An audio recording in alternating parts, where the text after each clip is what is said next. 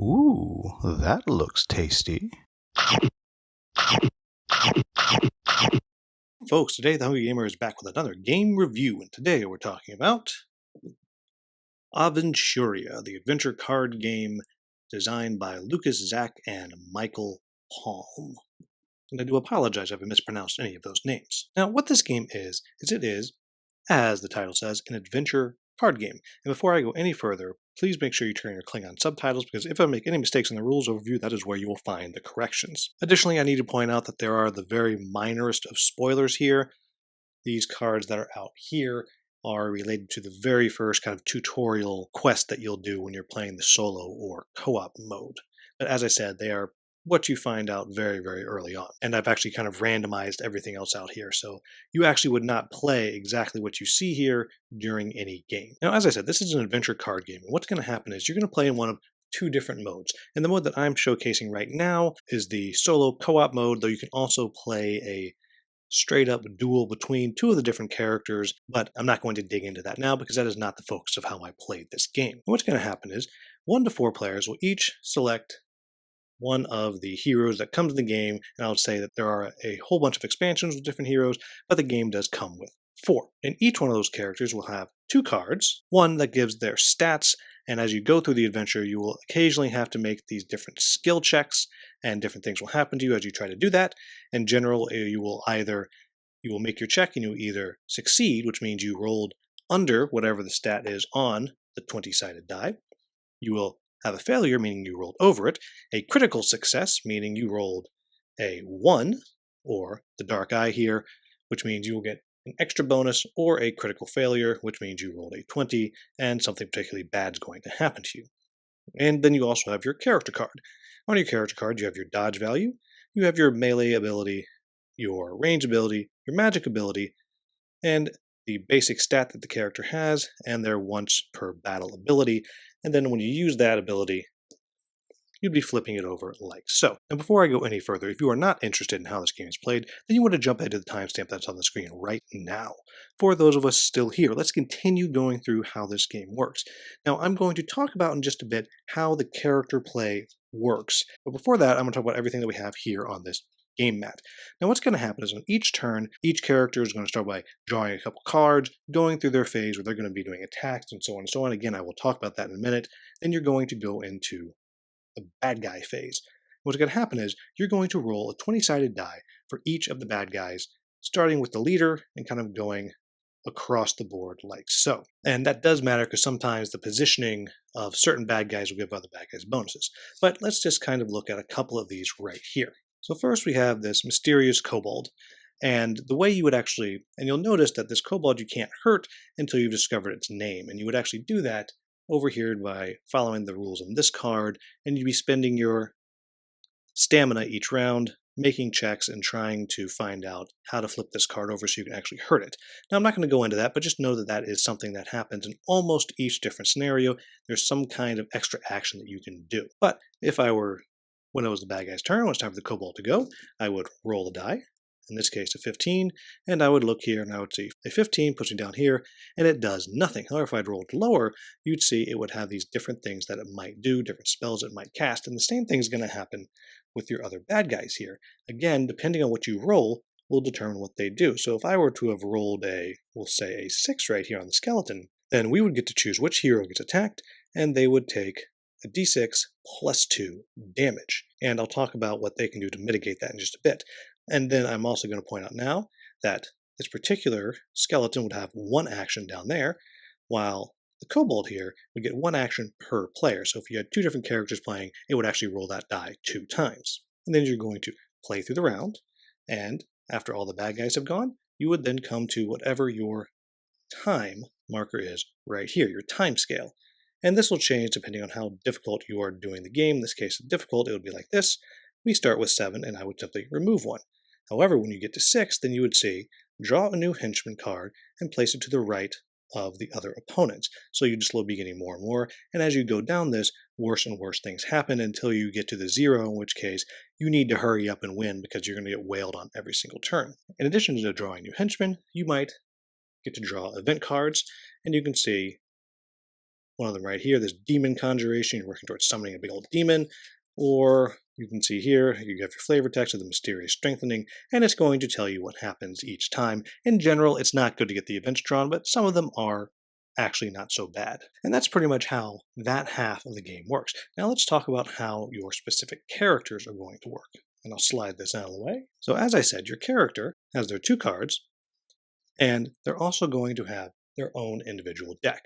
And usually you're going to start with 5 cards in your hand. I'll just flip a few of them out. We don't need to see all of them, but there we go. There are a couple of them right there. And let's just say that on one turn, at the beginning of the game, after the first phase, let's just say at the beginning of the turn, this is my hand of 5. The first thing that I'm going to do is I'm going to draw 2 more cards into my hand, and then I get to place up to 2 of these cards into my energy pile. And so just for the sake of argument, let's just say I take these 2, I would turn them over and put them to the side of my deck. And for now, I will just put them like so. Then I now have 2 energy to play any of these cards that I want. And notice there's also an ability right here. So let's just say, for the sake of argument, that I want to spend 1 energy, I would exhaust it to the side, to play these throwing daggers, and I'll put that out next to me. And then I have another energy, and I'm going to just use that to do my attack, which is I spend 1 energy, I exhaust the card, and I get to do a ranged attack. And you can see right down here, I have a 10 value. And if I hit, I'll do 1d6 plus 1 damage. So I would roll my die. In that case, that is a 7. That's less than 10, so I hit. I would then roll my damage. 1, so I would do 2 damage to an enemy. And depending on what you're fighting, if I'm fighting this right here, it has no armor, so then I would simply deal 2 damage to this cowardly goblin, like so. If I were, let's say, to have just rolled a 5 and done 6 damage, I would have defeated it, and I would have removed it from the board, and I would have been rewarded with a fate token. I can always use a fate token to have any player re-roll one of their skill checks or attacks, and I also would have gotten a fate token had I missed my attack. And then the other players would get to do their turn. Then at the beginning of my turn, I would take all of my energy, I would refresh it like so, I would draw 2 more cards into my hand, and again I could play 1 or 2 into my energy pile, and now I have 4, and I'll be able to play some of the bigger, more powerful items that are harder to get out, but are worth it. For example, this axe here, I can't even play it until I have 5 energy to exhaust. The other thing and that's pretty much how the game goes. Each character has their own special ability that you can use one time by flipping them over. In the case of the blacksmith here, by flipping it over, I would get to do an extra 5 damage on a melee attack, and so on and so on. And then depending on what type of scenario you're playing, you will either be finished after 1 fight and some story and a few checks, or you might go through 3 different acts. And as you go through each one, you might be rewarded with various reward cards, which you'll be able to add into your decks as you go, and you'll be able to boost these stats as well. But that's pretty much how this game works. So, what do I like about this game? The first thing I like is I like the combination of dice and card play. If you're familiar with me, you know about my love for Battle for Greyport, which is a deck builder that mixes those 2 different things together, and I always enjoy that. And so I think, again, here, though it's implemented in a different way, I do think it works quite well here as well. I also like that each of the characters is self-contained, and they have their decks, and each one is different enough to where you feel like it is a different character, but they're not so different that you're spending a lot of time trying to figure out what these characters do. Rather, you're taking different characters, you're putting them into the adventures, and you can pretty much just kind of jump in and go. And I do like that for this style of game. I enjoy the way the stories kind of mix and match between the narrative and just little checks that you're going to be doing, and then into the longer combats that you're going to play as well, which is obviously where the meat of the game is. I think the story beats in the middle are just enough to kind of keep me interested. They don't go on so long that I'm getting bored with it.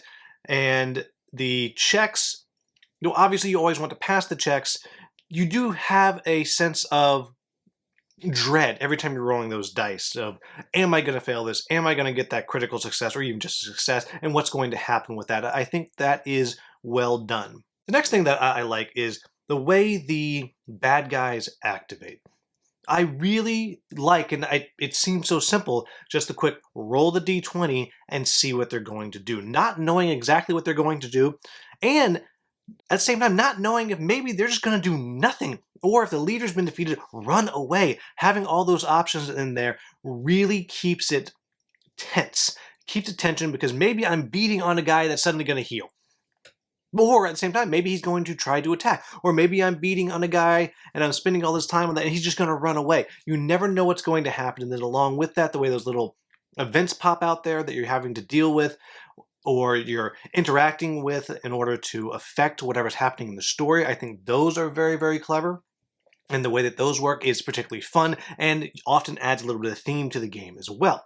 However, what I think makes this game a success for me is the way you use your cards. The way that you have to decide every round which cards am I going to put down for my energy and not be able to play them, and which ones am I going to hold on to.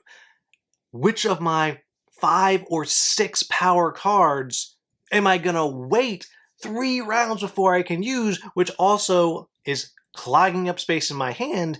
I'm not using it, and that also means I'm probably taking a card that I could be using now and putting it down for energy. It's fantastic. It is fan-friggin-tastic. I absolutely love it. Along with that, it also leads to something else I like, that the further you get into a fight, the stronger you are. It's like you're getting going, the adrenaline gets pumping and you're just kind of building up and you're getting your weapons out, you got your poison on there, you're doing these things, and late round, suddenly you're just doing everything, just everything, and it feels fantastic. Along with that, I like the way that they have just a little bit of mitigation in there. I like that they have just a little bit of mitigation in there, because for the most part, you're going to miss half the time. Right? Most of the characters, they're around a 10 or a 12 for their base stats. You will be able to boost them up a little bit higher, but you're missing 30-40% of the time. And so just that little bit of mitigation, that use the fate token and re-roll. And every time you miss or you fail a check, you get one of those. They move in quick enough that it becomes enough mitigation to where you still feel like it's a challenge, but you never feel like you're just missing over and over again. It just works really well. It is a highly enjoyable game from my perspective. So what are my quibbles with the game? The first one, and the biggest one here, is the core box is not enough. You're going to need more. You're going to want at least a few more characters. You're going to want, for me, more of the story adventures. Will I go back and replay the adventures? Yeah, I will. Absolutely. But I'm going to want to go back and do them again. I want to do more of... I'm going to want to go and experience different adventures. Different lengths of adventures is what I'm going to want to do, is what I'm going to want to play. And it means I'm going to need to get some of those expansions, which are very hard to find right now, though there is a Kickstarter coming, and you'll be able to get a whole bunch of stuff there. The next thing that I'll say is the dual mode works. There you go. But to me, it's not where this game shines. I mean, now, to be fair, you still have that same use of mechanics, the very cool energy mechanic, the dice, the mitigate, all those things, and some of the cards work differently in the dual mode, but I don't think it's where this game shines. I think if I was looking for a dueling card game, this wouldn't be it, because it's just not where it shines. It's all those other things that you get that are baked into the solo co-op is where this game particularly works. There's that as well. And I would even argue that if you're getting this game just for competitive, you need the expansions even more so, because then you really want all the different cards. You kind of build your deck and do those different kinds of things. My next quibble is, as you're moving through the game, you can just go scenario to scenario and just kind of have the same adventures kind of go through, and they'll level up a little bit. And they don't level up a lot. They get little bonuses, they get to keep cards. But the leveling up is not particularly satisfying. And to be fair, I don't know that that's the point. I think this game is probably really meant to be you do the adventure and you're done, a la Sentinels of the Multiverse, something like that. But you do have the ability to kind of move through and keep different things. And it does work. It's not particularly fast, but it is something that is possible. I just don't know how satisfying it is. And the last thing I'll say is something that I alluded to at the beginning, is it's not deep story. I mean, it is clear it is this card play and the dice. That is the game. So if you're looking for like super deep story, you're not going to get it. It is a bit of story, and it's a pretty well written story, but you're going to spend 75-80% of the time on the battles where you're going to be. So just make sure you understand that. But there you have it, folks. That is Aventuria, the adventure card game.